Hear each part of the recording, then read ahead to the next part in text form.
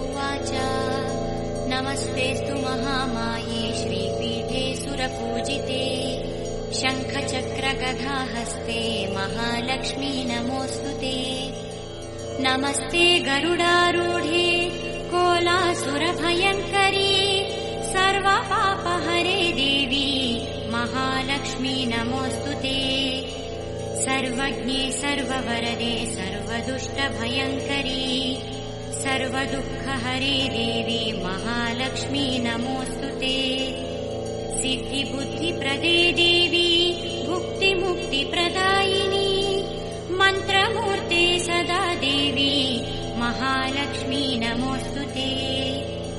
आद्यन्तरहिते देवी आद्यशक्ति महेश्वरी योगज्ञे योगसम्भूते महालक्ष्मी नमोऽस्तु ते।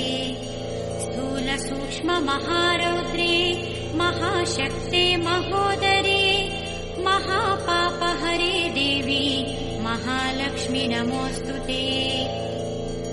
पद्मासनस्थिते देवी परब्रह्मस्वरूपिणी परमेशी जगन्मातः महालक्ष्मी नमोऽस्तु ते। श्वेताम्बरधरे देवी नानालङ्कारभूषिते जगत्स्थिते जगन्मातर्महालक्ष्मी नमोऽस्तु ते।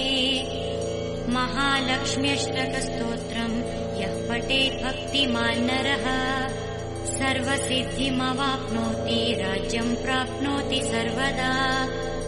एककालम् पठे नित्यम् महापापविनाशनम् द्विकालम् यः पठे नित्यम् धनधान्यसमन्वितः त्रिकालम् यः पठे नित्यम् महाशत्रुविनाशनम् महालक्ष्मी भवे नित्यम् प्रसन्ना वरदा शुभा।